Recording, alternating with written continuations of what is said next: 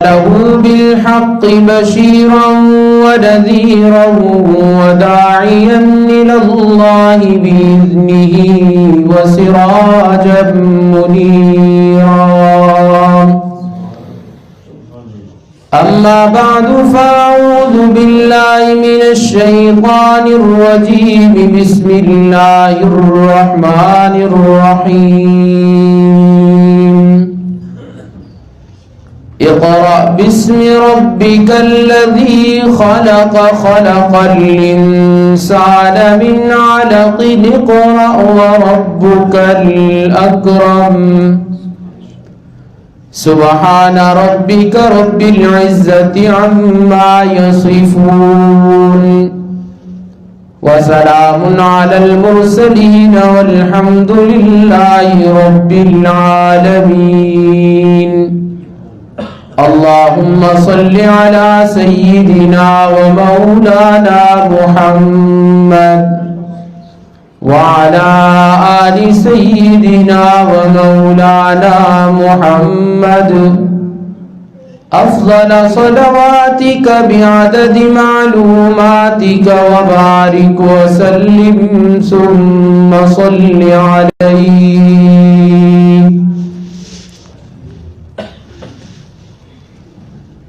حاضرین مجلس،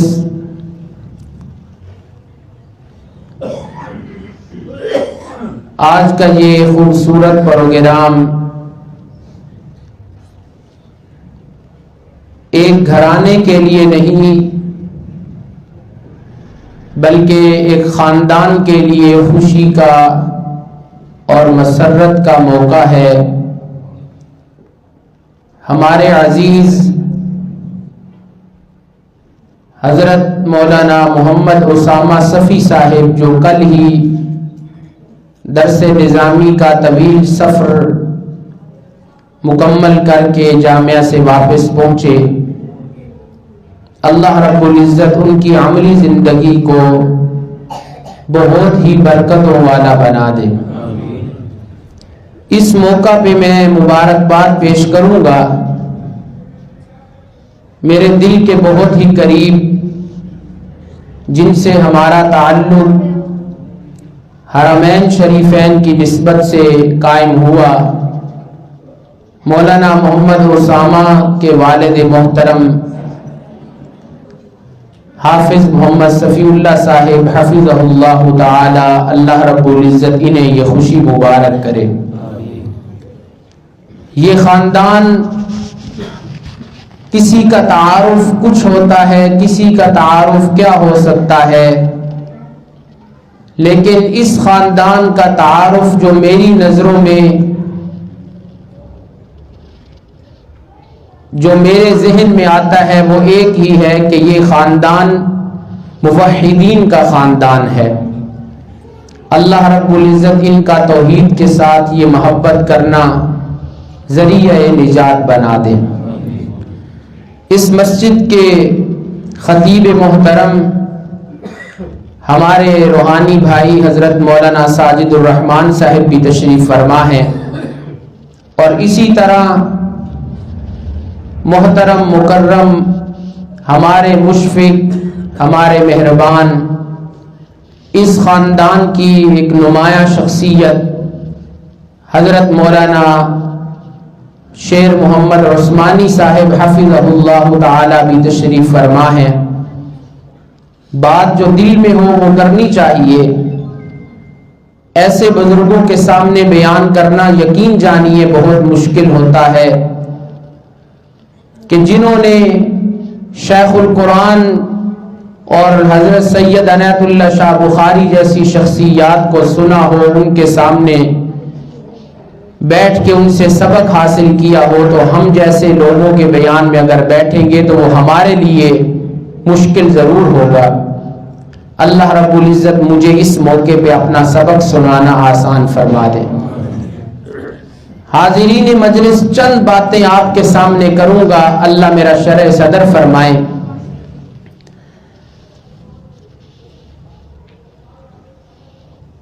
محدثین کرام نے اپنی جو کتابیں شروع کی ہیں مختلف انداز میں شروع کی ہیں.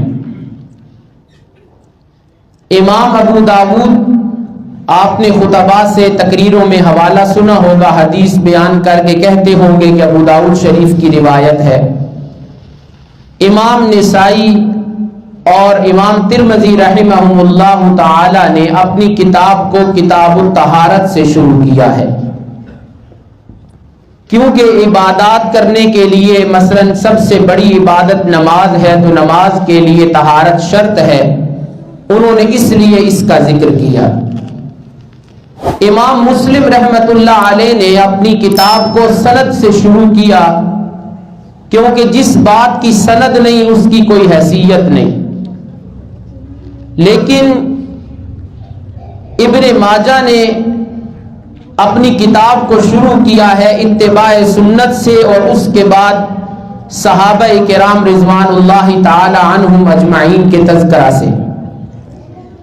اصح الکتب بعد کتاب اللہ، بخاری شریف کی جب باری آئی تو 16 سال کے عرصے میں بخاری لکھی گئی، بیت اللہ کے سائے میں بیٹھ کے لکھی گئی۔ امام بخاری رحمت اللہ علیہ نے آ کے نیا ہی انداز رکھا اور نئے انداز سے اپنی کتاب کو شروع کیا، کتاب بدء الوحی، وحی کی ابتدا کیسے ہوئی، یہ ابتدا جو وحی کی ہوئی یہ کیسے ہوئی، کیسے رسول اللہ صلی اللہ علیہ وسلم کو پہلی وحی نصیب ہوئی۔ شیخ الہند رحمت اللہ علیہ نے اس کی وجہ بتائی ہے، آپ حضرات توجہ رکھیں گے انشاءاللہ بہت فائدہ ہوگا، معذرت سے ناراض نہ ہونا، اور نہ ہی اس میں کوئی انا والی بات ہے۔ ہم نے اپنے بڑوں سے یہی سیکھا ہے کہ جہاں جائیں کوئی رسمی باتوں سے ہٹ کے کوئی علمی بات، تحقیقی بات لوگوں کے سامنے کرنی چاہیے کہ فائدہ ہونا چاہیے۔ شیخ الہند رحمت اللہ علیہ نے فرمایا کہ وحی سے ابتدا کیوں کی امام بخاری رحمت اللہ علیہ نے؟ انہوں نے فرمایا کہ اصل میں انسان جب کسی چیز پر اعتماد پکڑتا ہے یا تو عقل کے ذریعے پکڑے گا یا حواس کے ذریعے انسان کسی چیز کو حاصل کرے گا، لیکن عقل بھی ایسی نہیں کہ جس پہ مکمل انسان اعتماد کر سکے۔ جو عقل کے پیچھے چلے آخر وہ خراب ہوئے، اور حواس بھی ایسے نہیں ہمارے کہ ہم مکمل اعتماد ان پہ کر سکے کہ یہ ہمیں سیدھے رستے پہ لے کے جائیں گے۔ اب بادل چل رہے ہوتے ہیں، ہمیں یوں محسوس ہوتا ہے جیسے چاند چل رہا ہے، ہماری عقل یہیں سے آ کے دھوکہ کھاتی ہے، ہم کہتے ہیں چاند چل رہا ہے، در حقیقت بادل چل رہے ہوتے ہیں۔ ہماری عقل تو صرف اتنی ہے، ہمارے حواس بھی بعض اوقات صحیح چیز کا ادراک نہیں کرتے، کہنے والا کوئی کہتا ہے ہمیں کچھ اور سنائی دیتا ہے، یا الفاظ وہی سنائی دیتے ہیں ہم سمجھ کچھ اور بیٹھتے ہیں، بولنا کچھ اور چاہتے ہیں، لہجہ ایسا ہو جاتا ہے کہ ہم بات اپنی نہیں سمجھا سکتے۔ یہ میری بات سن کے آپ سارے محبت میں سبحان اللہ کہیں گے۔ شیخ الہند رحمت اللہ علیہ نے فرمایا کہ امام بخاری رحمت اللہ علیہ نے وحی سے ابتدا کر کے اپنی کتاب کی اشارہ اس طرف کر دیا، اے انسان تو جتنا بھی سمجھدار بن جائے، تیرے حواس جتنے بھی مضبوط ہو جائیں، لیکن نہ تو اپنی عقل پہ اس قدر مضبوط اعتماد کر سکتا ہے، نہ تو حواس پہ اعتماد کر سکتا ہے۔ اگر تجھے کسی چیز پہ اعتماد حاصل ہوگا مکمل طور پہ تو وہ اللہ کی طرف سے اترنے والی وحی ہے جس پہ تو پورا اعتماد کر سکتا ہے۔ سبحان اللہ۔ تو ہم تو ہیں قرآن کے طالب علم، ہم نے اپنے بڑوں سے قرآن سیکھا ہے، ہماری ہر تقریر میں قرآن نظر آئے گا، حدیث پاک نظر آئے گی، کہ ہم کہتے ہیں کہ ہماری اپنی عقل پہ ہمیں اتنا اعتماد نہیں، ہمیں اپنے حواس پہ اتنا اعتماد نہیں، ہمیں رسول اللہ کی سنت مطہرہ حدیث پاک پہ بہت زیادہ اعتماد ہے۔ اب پہلی وحی، سب سے پہلی وحی رسول اللہ صلی اللہ علیہ وسلم غار حرا میں پہنچے، وہاں آپ جا کے اللہ کی یاد میں مصروف ہو جایا کرتے تھے۔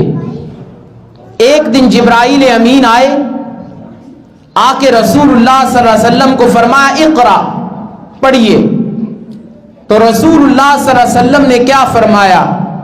ما انا بقاری، سبحان اللہ، کہہ دو سبحان اللہ۔ پہلی مرتبہ بھی رسول اللہ صلی اللہ علیہ وسلم نے فرمایا ما انا بقاری، سبحان اللہ، اور پھر فرمایا میرے محبوب اقرا، آپ پڑھیے۔ رسول اللہ صلی اللہ علیہ وسلم نے دوسری مرتبہ بھی یہی فرمایا ما انا بقاری، اور تیسری مرتبہ بھی یہی فرمایا۔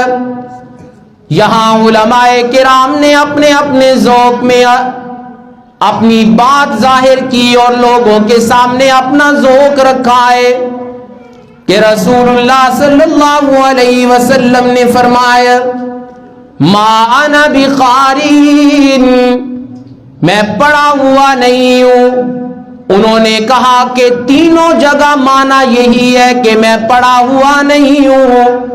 میں یہاں ایک مسئلہ سمجھا کے پھر آگے چلوں گا۔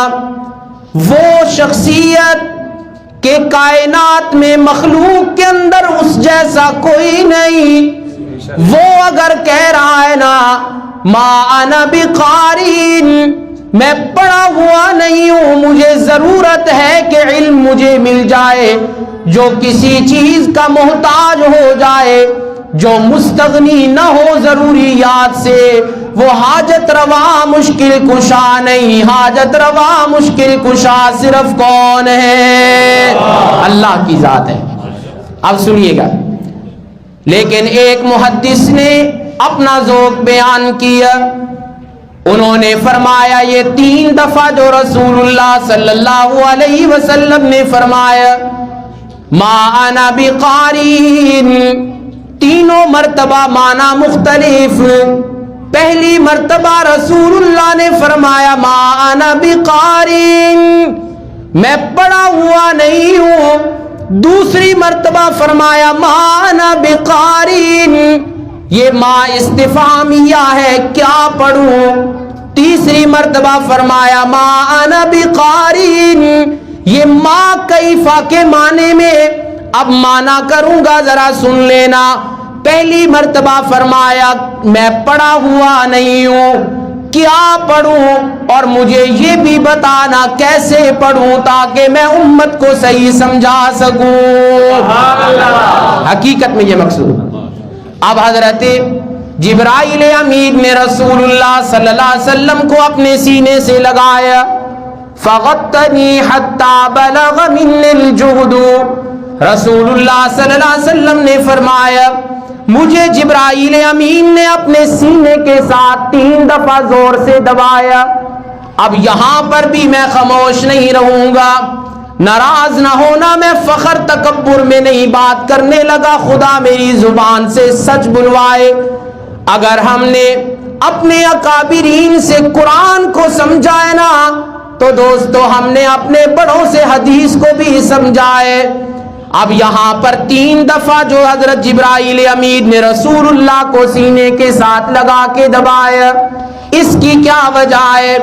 علماء نے، علامہ قسطلانی رحمت اللہ علیہ نے بڑی پیاری بات نقل کی، فرماتے ہیں پہلی مرتبہ دبایا اور اشارہ کر دیا میرے محبوب اب آپ اس منصب پہ فائز ہونے والے ہیں کہ جس منصب پہ محبتیں عداوت میں بدل جائیں گی۔ سبحان اللہ۔ اور دوسرے نمبر پہ پھر رسول اللہ کو دوسری دفعہ سینے سے لگا کے دبایا، اشارہ کر دیا اب آپ اس فریضے کی ادائیگی میں مصروف ہو جائیں گے، صرف وہ عداوتیں دل تک محدود نہیں رہیں گی بلکہ آپ کی مخالفت بھی شروع ہو جائے گی۔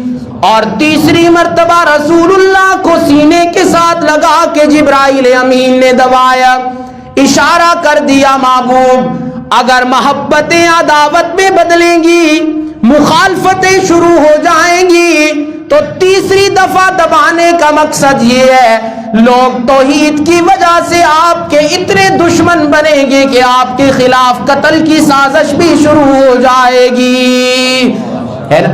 یہ علامہ قسطلانی نے لکھا۔ لیکن ہمارے بزرگ تشریف فرما ہے، ان کے استاد محترم اور میرے دادا استاد محترم، واہ، حضرت سند المحدثین قاضی شمس الدین رحمت اللہ علیہ نے بڑی پیاری بات کی۔ فرماتے ہیں اپنی بخاری شریف کی شرح کے اندر الہام الباری میں، رسول اللہ کو پہلی مرتبہ دبایا جبرائیل امین نے، اشارہ اس طرف تھا کہ جو میں وحی لے کے آیا ہوں اللہ کے محبوب وہ وحی آپ کو یاد صحیح ہو جائے۔ اور دوسری دفعہ سینے کے ساتھ لگا کے جبرائیل امین نے دبایا، اشارہ اس طرف تھا کہ صرف یاد نہیں، محبوب آپ کو وہی سمجھ صحیح آ جائے۔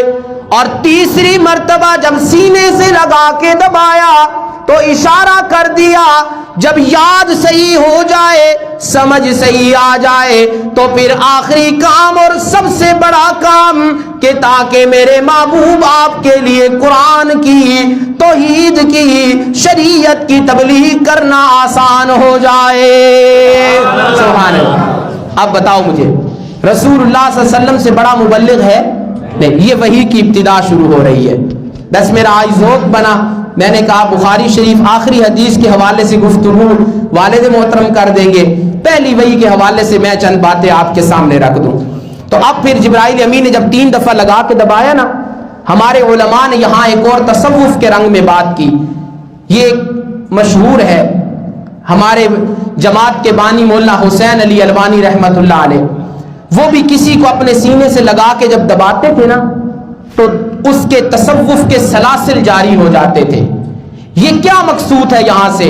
یہ کوئی بے بنیاد بات تھی کہ مولانا حسین علی کسی کو سینے سے لگاتے اور اس کے تصوف کے سلاسل جاری ہو جاتے؟ نہیں، یہ طریقہ کار ہے، وحی اول سے حاصل ہوا ہے کہ جبرائیل نے رسول اللہ صلی اللہ علیہ وسلم کو اپنے سینے سے لگا کے بتایا کہ جو میں اپنے دل میں محفوظ کر کے وحی لاؤں گا نا، آپ کو سینے سے لگا رہا ہوں، یہ بھی ایک طریقہ ہے کہ جو امانت لے کے آیا ہوں وہ امانت آپ کے دل میں مضبوط ہو جائے۔ بس ہم بے بنیاد نہیں ہیں، اگر توحید کا کام مضبوط ہے، شریعت کا کام مضبوط ہے تو تصوف کی بنیادیں بھی بڑی مضبوط ہے جو وحی اول سے تعلق رکھتی ہیں۔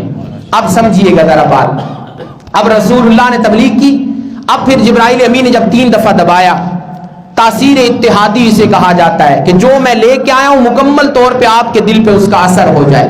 اللہ کی طرف سے ایک نظام ہے۔ کوئی کہے یہ کیسے ہو سکتا ہے؟ ادھر جبرائیل ادھر رسول اللہ، درمیان میں جسم، گوشت، اندر دل ہے۔ تو بھائی جو کانوں کے ذریعے دل میں بات اتار سکتا ہے وہ اس طریقے سے بھی دل میں بات کو اتار سکتا ہے، اللہ کی قدرت ہے نا۔ میں یہاں آپ کو شاہ عبد القادر رحمت اللہ علیہ کا ایک معنی سمجھاؤں، جتنے بیمار بیٹھے ہو پریشان نہ ہونا، خوش ہو جاؤ گے، مقروض بیٹھے ہو خوش ہو جاؤ گے۔ شاہ عبد القادر نے معنی کیا، تبارک الذی بیدہ الملک وَهُوَ عَلَى كُلِّ شَيْءٍ قَدِيرٌ۔ برکت والی ہے وہ ذات جس کے قبضہ قدرت میں کل کائنات کی بادشاہی ہے، وَهُوَ عَلَى كُلِّ شَيْءٍ قَدِيرٌ۔ شاہ عبد القادر رحمت اللہ علیہ نے مانا کیا وہ سب کچھ کر سکتا ہے، اس کے لیے کوئی بھی رکاوٹ نہیں ہے۔ سبحان اللہ۔ قرض ہو گیا جی، بیماری آ گئی جی، محتاجی آ گئی، کیا کریں بھائی؟ وہ سب کچھ کر سکتا ہے، مانگ کے تو دیکھ، تیری جھولی خالی نہیں رکھے گا، وہ بھر دے گا۔ اب میں بات کیا سمجھا رہا تھا، جب رسول اللہ صلی اللہ علیہ وسلم کو 3 دفعہ جبرائیل امین نے سینے سے لگا کے دبایا اور پھر اب کہا جبرائیل امین نے، میرے محبوب اقرا بسم ربک الذی خلق، میرے محبوب پڑھیے اپنے رب کے نام سے جس نے ساری کائنات کو بنایا۔ اب جہاں راول پنڈی کے لوگوں ایک بڑی دلچسپ بات سمجھانے لگا ہوں، مولا تو نے پہلی وحی کی پہلی آیت کے اندر اپنی 2 صفتوں کا کیوں تذکرہ کیا؟ اپنے رب ہونے کا بھی تذکرہ کیا اور خالق ہونے کا بھی تذکرہ کیا۔ مولا تو نے دو صفتیں یہاں کیوں ذکر کی؟ سارے محبت میں سبحان اللہ ضرور کہہ دینا۔ رب کہتے ہیں پرورش کرنے والا، ہماری بھی تو پرورش ہوئی نا کہ ہم چلنے پھرنے کے قابل، اور خالق کہتے ہیں پیدا کرنے والا جس نے ساری چیز کو عدم سے وجود عطا کیا ہے۔ اب ایک جملہ بولنے لگا ہوں، خدا کرے آپ کو بات سمجھ آ جائے۔ رب تعالیٰ نے پہلی وحی کے اندر رب ہونے کا بھی ذکر کیا، خالق ہونے کا بھی ذکر کیا، اشارہ کر دیا اے میرے بندو نظریں جھکا کے اپنے وجود کی طرف دیکھو گے یا نظریں اٹھا کے کائنات کو دیکھو گے تو معبود تمہیں صرف میں ہی نظر آؤں گا۔ معبود تمہیں صرف میں ہی نظر آؤں گا۔ نظریں جھکا کے دیکھو یا نظریں اٹھا کے دیکھو۔ اب میں ایک جملہ بولتا ہوں، اس جملے کو تھوڑا سا آسان کروں۔ راولپنڈی کے لوگوں، اہل سنت والجماعت کے لوگوں، ذرا توجہ سے میری بات سنیے گا اور محبت میں سبحان اللہ ضرور کہہ دینا۔ گویا رب تعالیٰ نے ایک بات سمجھا دی کہ میں نے ایک جہان وہ بنایا جس میں تمہیں بسا دیا، اور ایک جہان وہ ہے کہ جو تمہارے وجود میں نے آباد کر دیا ہے۔ قرآن کہتا ہے وَفِي أَنفُسِكُمْ أَفَلَا تُبْصِرُونَ۔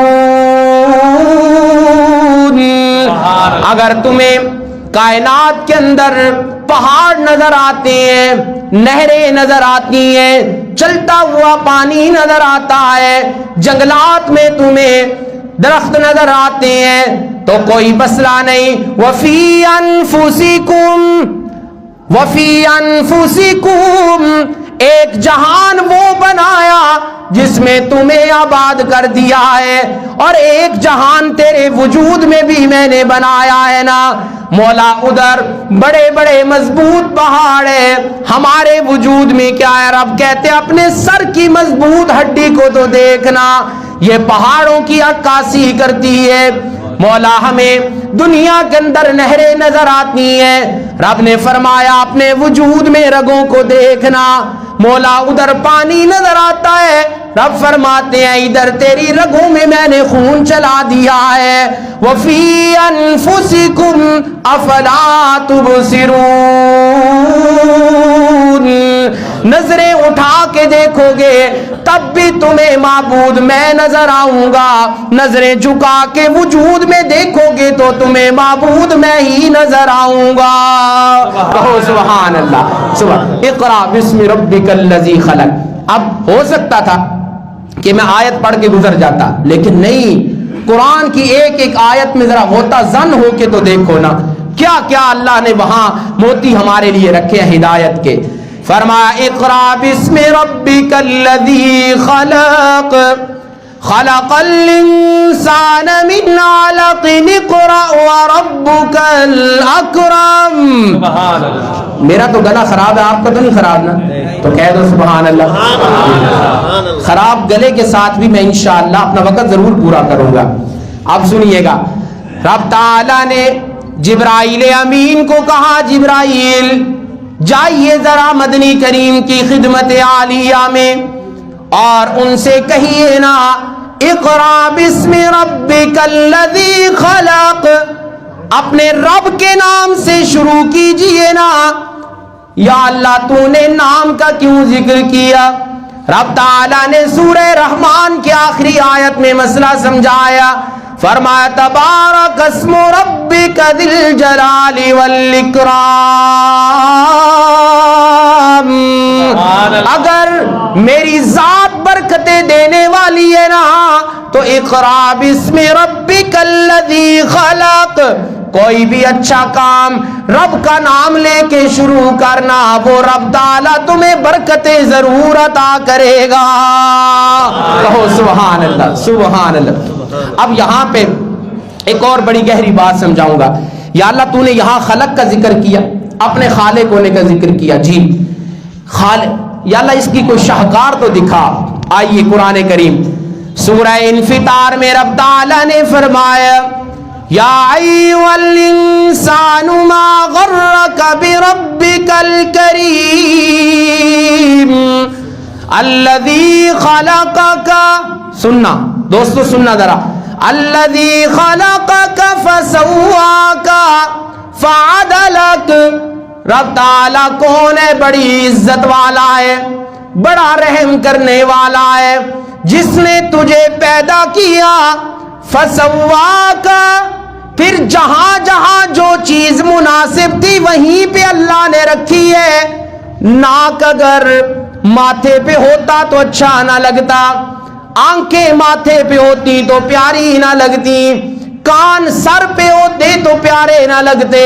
قرآن کہتا ہے الذی خلقک فسواک، جہاں جہاں جو چیز مناسب تھی اللہ نے وہی رکھ دی۔ اور آگے سنو نا، فعدلک، پھر جس چیز کو جتنا پیارا لگنا تھا اسے اتنا ہی بنا دیا ہے۔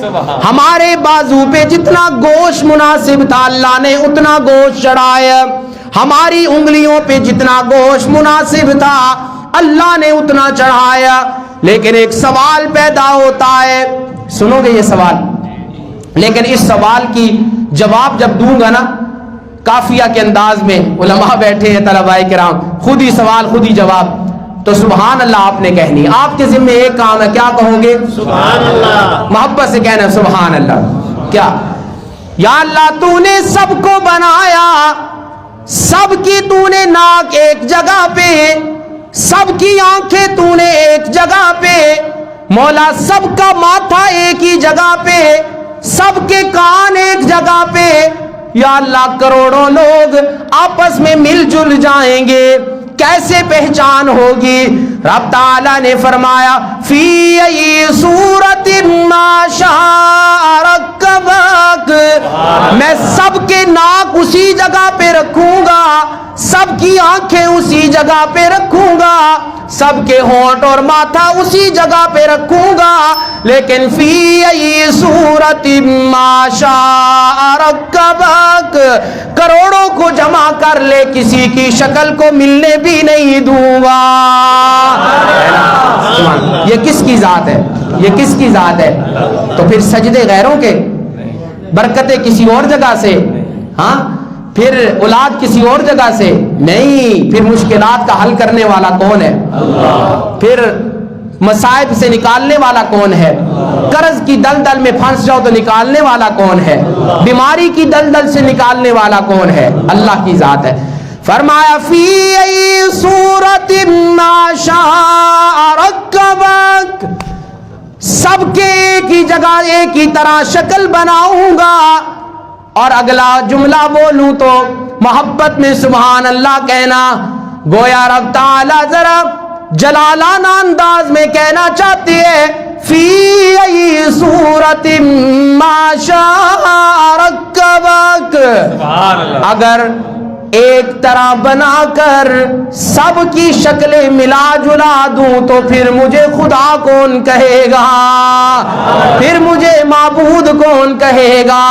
پھر مجھے مشکل کشا کون کہے گا؟ یا اللہ یہیں تک رب فرماتے نہیں، سب کو مٹا دو، سب کو ختم کر دو، سب کو زیرو کر دو، افاجینا بالخلق الاول، ہم تھکے نہیں پہلی دفعہ بنا کر، بلکہ بلا قادرین علی ان نسوی بنانا، قیامت کے دن بھی ہم دوبارہ اسی طرح فنگر پرنٹ بنائیں گے، جس طرح دنیا میں نہیں ملتے تھے وہاں بھی اسی طرح ہی بنائیں گے۔ سبحان اللہ، یہ کس کی شان ہے؟ کس کی شان ہے؟ اب اقرا بسم ربک الذی خلق، چلیں اس خلق کے ساتھ یہ چیز ملتی ہے یا نہیں ملتی؟ لیکن ایک آیت سمجھا کے جاؤں گا، ہم قرآن کے طالب علم ہیں، قرآن پڑھ کے گزرنے کے عادی نہیں، دل کرتا ہے ایک ہی قرآن پہ ڈیرا، ایک ہی آیت پہ ڈیرا لگ جائے اور اس نشست میں وہی بیان ہوتی رہے۔ آئیے میرے ساتھ ذرا یہ آیت پڑھیے گا جنہیں یاد ہے۔ رب تعالیٰ نے فرمایا، چلو جاتے جاتے ایک بات سمجھاؤں، قرآن میں جہاں بھی بیدہ الملک کا لفظ آیا ہے نا، وہاں تین عقیدے اللہ سمجھاتے ہیں۔ پہلا عقیدہ اللہ سمجھاتے ہیں خالق میں ہوں اور تدبیر میرے ہاتھ میں ہے، دوسرا عقیدہ، اور تیسرے نمبر پہ کہ اس کا فنا ہونا بھی میرے ہاتھ میں ہے۔ اللہ تین چیزیں سمجھاتے ہیں۔ چلیں خالق ہونا سمجھا دیا نا ادھر، چلو ساتھ میں تدبیر کی بات بھی سمجھاتا ہوں۔ رب تعالیٰ نے فرمایا 27ویں پارے میں ان اللہ هو الرزاق ذو القوة المتین۔ علماء میری تائید کر دیں گے، مولا تو رازق کہتا بات پھر بھی سمجھ آ جانی تھی کہ تو رزق دینے والا ہے۔ رزاق تو نے مولا مبالغے کا لفظ کیوں بولا؟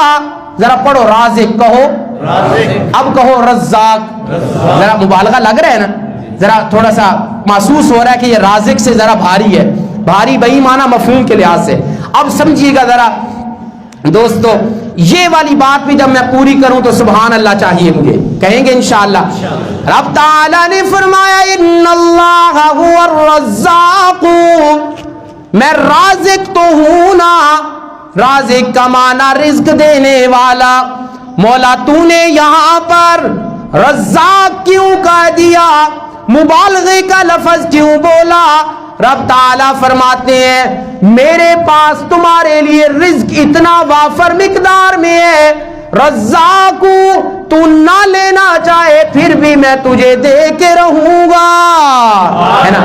بندہ کہتا ہے نا، بندہ کہتا ہے بڑا ہو گیا جی، ویسے ایک مکان بن گیا بہت ہو گیا، کچھ عرصہ گزرتا ہے اللہ دوسرا مکان بھی دے دیتے ہیں۔ بندہ کہتا ہے ایک گاڑی بڑی ہو گئی، ایک گاڑی کافی ہے، اللہ کچھ عرصے بعد دوسری دیتا ہے۔ اللہ کہتا ہے رزاق تو نہ لینا چاہے میں تجھے دے کے رہوں گا، رزاق۔ لیکن اگلی بات، مولا تو نے رزاق کہا ہے نا، آگے ذو القوت المتین کیوں کہا ہے؟ رب تعالیٰ نے فرمایا نہ لینا چاہے، سننا سننا، نہ لینا چاہے رزاق دے کے رہوں گا، اور ذو القوت المتین میں اتنی زبردست طاقت والا ہوں، مضبوط قدرت والا ہوں، ہر ایک کو دے کے رہوں گا۔ لیکن ذو القوت المتین جو جس کا ہے میں اسی کو دوں گا، کسی کا حق دوسرے کے پاس نہیں جائے گا، ہے نا؟ ان اللہ هو الرزاق، ان اللہ هو الرزاق ذو القوت المتین۔ نہ لینا چاہو لیکن دینے پہ آئے تو دے کے رہے گا، اور اگر نہ دینا ایک وقت پہ دے گا، آنے والے وقت میں۔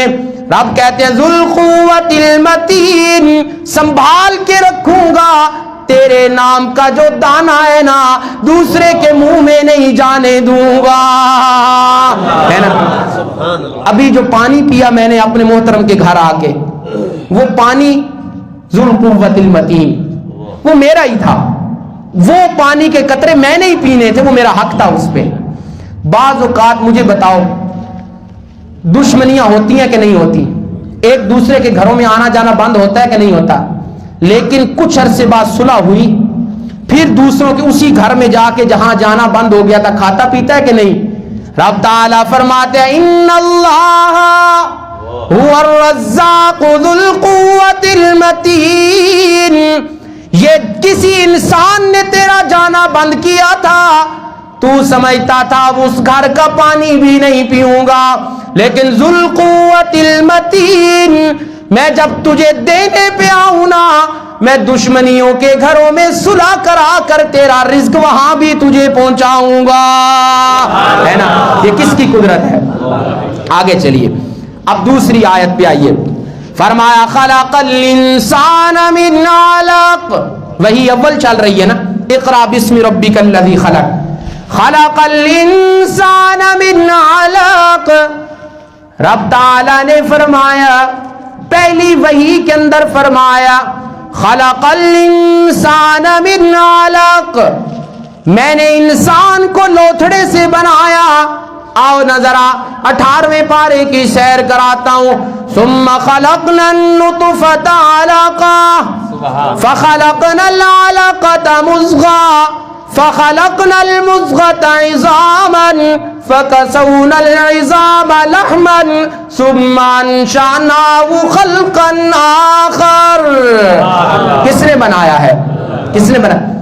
آج بڑے بڑے انجینئر، بڑے بڑے ٹھیکیدار، بڑے بڑے کام کرنے والے مستری مزدور، لاؤ ایک بھی ایسا ہے جو پانی کے قطرے پہ نقشہ بنا کے دکھا دے، ہاں، اور مضبوط نقشہ بنائے. یہ کس کی قدرت ہے؟ تو پھر قرآن کا حصہ مجھے یاد آیا، هل أتى على الإنسان حين من الدهر لم يكن شيئا مذكورا. انسان تو ناقابل تذکرہ چیز تھا، لیکن رب کہتے ہیں میری قدرت کو دیکھنا. انا خلقنا الانسان من نطفة امشاج نبتلیہ فجعلناہ سمیعا بصیرا. میری قدرت کو دیکھنا، جو قطرہ تیرے کپڑوں پہ لگتا تھا تو اسے دھوتا تھا، میں نے اسی پہ نقشہ بنا کے سننے اور دیکھنے والا بنا دیا ہے. کس کی قدرت ہے؟ کس کی قدرت ہے؟ اب دوسری آیت سمجھا رہا ہوں. خلق الانسان من علق. رب تعالیٰ نے فرمایا میں نے انسان کو خون کے لوتھڑے سے بنایا ہے. آئیے، ابھی میں نے اپنے دادا استاد محترم کا تذکرہ کیا نا، سند المحدثین حضرت قاضی شمس الدین صاحب رحمۃ اللہ علیہ. میرے والد محترم بھی ان سے بڑے متاثر ہیں اور میں خود بھی ان کے علم سے بڑا متاثر ہوں. حضرت قاضی صاحب فرماتے ہیں اللہ تو نے یہاں پر خلق الانسان من علق کا ذکر کیوں کیا ہے کہ انسان کو لوتھڑے سے بنا دیا؟ یہاں بھی بات کہوں تو سبحان اللہ کہو گے؟ سنیے، فرمایا خلق الانسان من علق. رب تعالیٰ نے فرمایا میں نے انسان کو خون کے لوتھڑے سے بنایا. مولا تو نے یہ تذکرہ کیوں کیا؟ سارے محبت میں سبحان اللہ ضرور کہنا دوستو. رب تعالیٰ نے مسئلہ سمجھا دیا. اے انسان، اے میرے پیارے محمد صلی اللہ علیہ وسلم، اگر میں خون کے لوتھڑے سے انسان بنا سکتا ہوں نا تو ما انا بقارین کہنے والے کو سید الانبیاء بھی بنا سکتا ہوں، ہے نا؟ ما انا بقارین 3 دفعہ کہا تھا، میں تو پڑھا ہوا نہیں ہوں. رب تعالیٰ نے مسئلہ سمجھا دیا. میرے محبوب، آج جو جبرائیل کہتا ہے نا وہ کہتے جائیے. اس لیے اگر خون کے لوتھڑے سے میں انسان بنا سکتا ہوں نا تو مکہ کے یتیم کو میں خاتم الانبیاء بھی بنا سکتا ہوں. کہو سبحان اللہ. خلق الانسان من علق. اللہ. سنیے بات، اب سمجھیے. یہاں ایک اور بات سمجھاتا ہوں. سچ بتانا، یہ مجھے نہ دیکھنا، خدا را مجھے نہ دیکھنا. سچ بتاؤ قرآن کی تاثیر ہے کہ نہیں؟ ہے نا؟ قرآن کا لطف ہے نا؟ ایک جملہ میں بولا کرتا ہوں اور بڑا ڈر کے آج بولوں گا کیونکہ ڈائریکٹ شیخ القرآن رحمہ اللہ کے 2 شاگرد بیٹھے ہیں، ہمارے محترم مشفق بزرگ حضرت مولانا قاری غلام حسین صاحب حفظہ اللہ تعالی تشریف فرمائے. شیخ القرآن، میں کہا عام تقریروں میں بولتا ہوں یہ لفظ، پتہ کیا کہ میں کہتا ہوں قرآن پڑھے شیخ القرآن یا مجھ جیسا فقیر ذل الرحمان، قرآن اپنا اثر ضرور رکھتا ہے. سمجھ گئے؟ دعا کرو اللہ مجھ سے قرآن کی خدمت لے لے، اللہ مجھ سے اپنی توحید کی خدمت لے لے. سب کہہ دو آمین. کہ نہیں ارادہ تو کسی سٹیجاں تے آئیے تو محبت سے کہو سبحان اللہ. آپ سمجھیے، فرمایا اقرا بسم ربک الذی خلق خلق الانسان من علق اقرا وربک الاکرم الذی علم بالقلم. وہ ذات جس نے انسان کو قلم کے ذریعے سکھایا. کہتے ہیں جی قلم سے مراد کیا ہے؟ ساری باتیں اپنی جگہ پہ، میں ایک لطیف سا اشارہ کرنا چاہتا ہوں اور آؤ ذرا سورہ قلم کی آیت پڑھنے لگاؤں. نون والقلم وما یسطرون. رب تعالیٰ نے رسول اللہ کے تذکرے کے وقت بھی قلم کا ذکر کیا 29ویں پارے میں، اور عمومی طور پہ بھی الذی علم بالقلم کہہ کے اشارہ کیا جس طرح قلم لکھنے والے کی مرضی سے چلتا ہے نا، فرمایا انسان تجھ میں بڑے بڑے مالدار بھی ہوں گے، تجھ میں بڑے بڑے عالم بھی ہوں گے، اے انسان تجھ میں بڑے بڑے نبی بھی ہوں گے، لیکن الذی علم بالقلم، جس طرح قلم لکھنے والے کی مرضی کے بغیر نہیں چلتا، تم جتنے بھی بڑے ہو جاؤ میری مرضی کے بغیر کچھ نہیں کر سکتے ہو، ہے نا؟ مرضیاں کس کی چلتی ہیں؟ آرڈر کس کا چلتا ہے؟ اللہ کا چلتا ہے۔ بات سمجھ آئیے، جہاں ایک بات سمجھاتا ہوں، مولا دل میں سوال آیا، یہ ہم تصوراتی طور پہ محاورہ بنائے، ہم کہہ دیتے یا اللہ یہ کیا، یا اللہ یہاں 2 دفعہ اقرا کیوں کہا؟ اقرا بسم ربک الذی خلق، پھر تیسری آیت میں اقرا وربک الاکرم۔ امام راضی سنا رہا ہوں، سنیے گا، فرمایا اقرا بسم ربک الذی خلق، خلق الانسان من علق، اقرا وربک الاکرم۔ مولا تو نے 2 دفعہ اقرا کیوں کہا؟ رب تعالی نے فرمایا اقرا، پہلی مرتبہ اقرا اس وجہ سے کہا میرے محبوب تاکہ تعلم ہو جائے، آپ خود سیکھیں نا، اور دوسری مرتبہ اقرا اس لیے فرمایا تاکہ سیکھنے کے بعد تعلیم بھی ہو جائے، آگے صحابہ کو سکھاؤ نا۔ بات سمجھ گئے؟ لیکن امام راضی کی اس بات کو میں اپنے لفظوں میں مولانا بیان کروں گا، اگر پسند آئے تو سبحان اللہ کہہ دینا، سمجھے کیا؟ مولا پہلے اقرا سے کیا مطلب، دوسرے اقرا کا کیا مطلب؟ پہلے اقرا سے کہا میرے محبوب خود سیکھیے، دوسرے اقرا کا مطلب علم پاس نہیں رکھنا، آگے سکھائیے نا۔ اب میں نے سب تصورات کی دنیا میں جا کے اس آیت کو سوچا تو مجھے سمجھ آیا پہلے اقرا کی اتنی پاور کہ محمد بن عبداللہ کو محمد الرسول اللہ بنا دیا۔ صحابہ کے دیوانوں بیٹھے ہو نا، بیٹھے ہو تو پھر چہروں پہ یار کوئی اثرات نظر آنے چاہیے۔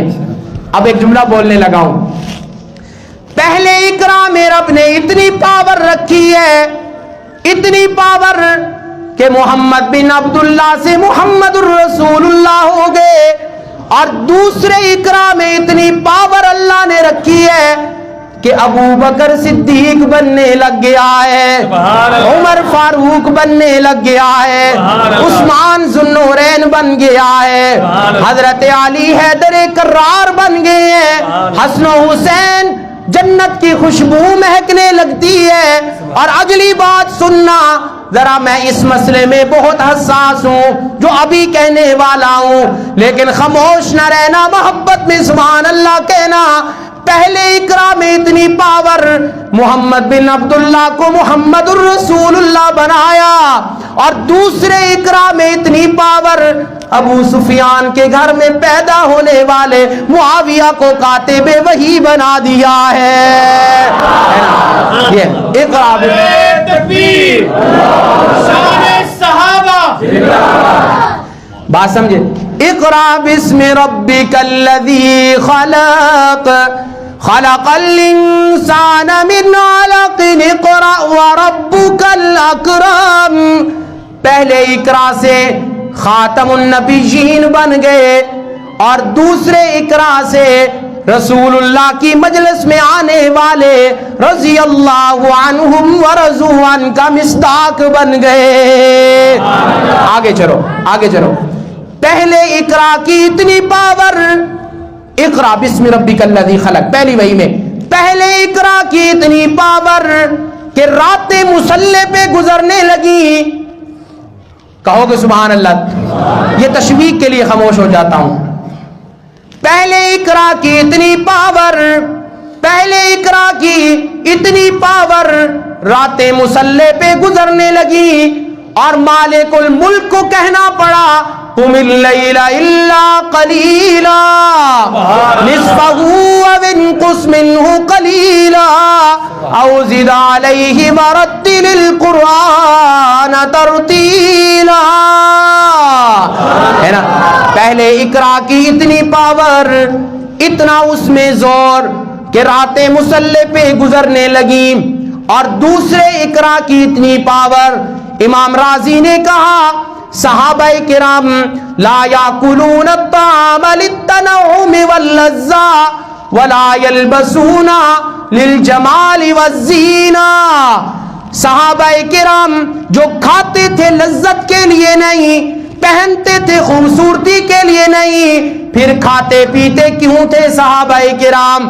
سنو پھر جملہ بولوں گا.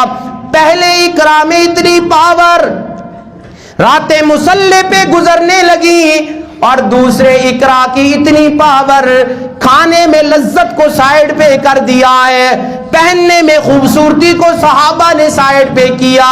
پھر کیوں کھاتے تھے, کیوں پہنتے تھے؟ پہنتے اس لیے تھے سطر چھپ جائے, کھاتے اس لیے تھے کہ طاقت مل جائے اور ساری زندگی اس کی عبادت میں گزر جائے. اقرا بسم ربک الذی خلق, پڑھ اپنے رب کے نام سے. اب پہلے اقرا میں اللہ نے رسول اللہ کی رسالت سمجھائی, دوسرے اقرا میں اللہ نے صحابہ کی صحابیت سمجھائی ہے. یاد رکھنا دوستو, صحابہ کرام کے معاملے میں بڑے حساس ہو جاؤ. کیا ہو جاؤ؟ بڑے حساس ہو جاؤ. یہاں ربط نہ بھی جڑا تو یہ بات تو میں کر کے جاؤں گا, مجھے ذرا خاص لگن ہے اس موضوع کے ساتھ. آج لوگ کہتے ہیں چلو یہ بھی اقرا کا معنی بنا کے سمجھاؤں گا. اقرا بسم ربک الذی خلق, کہہ دو سبحان اللہ. رب تعالیٰ نے فرمایا میرے محبوب پڑھیے اپنے رب کے نام سے. اس اقرا میں اتنی پاور, سننا, اس اقرا میں اتنی پاور کہ رسول اللہ نے بیگانوں کو بھی اپنا بنایا. بولو نا, رسول اللہ نے بیگانوں کو بھی اپنا بنایا. اور دوسرے اقرا میں اتنی پاور کہ علی اور معاویہ میں جنگ ہو بھی جائے تو پھر بھی بھائی بھائی بن جاتے ہیں, ہے نا. آؤ نہج البلاغہ سناتا ہوں. نہج البلاغہ جلد نمبر 17 کا ایک جملہ سناؤں گا. حضرت علی نے اپنے اور حضرت معاویہ رضی اللہ تعالیٰ کے بارے میں بڑے خوبصورت جملے فرمائے. ان ربنا واحد ونبینا واحد ودعوتنا فی الاسلام واحد لا نستزیدهم فی الایمان باللہ والتصدیق برسولہ ولا یستزیدوننا.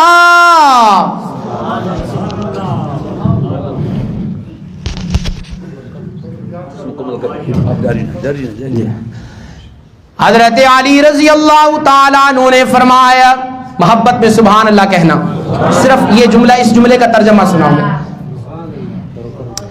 حضرت علی نے فرمایا ان ربنا واحد, میں اور معاویہ رضی اللہ تعالیٰ عنہما, ان ربنا واحد, ہمارا رب بھی ایک ہے, ونبینا واحد, ہمارا نبی بھی, ودعوتنا فی الاسلام واحد, ہماری دعوت اسلام بھی ایک.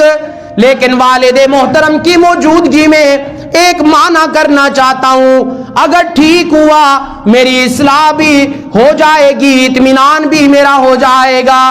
حضرت علی نے فرمایا ان ربنا واحد, اے میں علی اور معاویہ دونوں مخلوق ہونے میں برابر, ہمارا خالق جو ایک ہے. وَنَبِيَّنَا واحد, ہم دونوں امتی ہونے میں برابر, اس لیے ہمارا نبی بھی تو. وَدَعْوَتَنَا فِي الْإِسْلَامِ واحد, داعیے اسلام ہونے میں بھی ہم دونوں ایک ہیں, اس لیے کہ ہمارا مذہب بھی. اور چوتھا جملہ سنو, محبت میں سبحان اللہ ضرور کہنا. لا نستزیدهم فی الایمان باللہ والتصدیق برسولہ ولا یستزیدوننا. جس طرح مخلوق ہونے میں برابر, امتی ہونے میں, داعی اسلام ہونے میں, چوتھی بات حضرت علی نے فرمائی کہ جس لیول کا ایمان مجالی کا ہے نا اسی لیول کا ایمان میرے بھائی معاویہ کا ہے.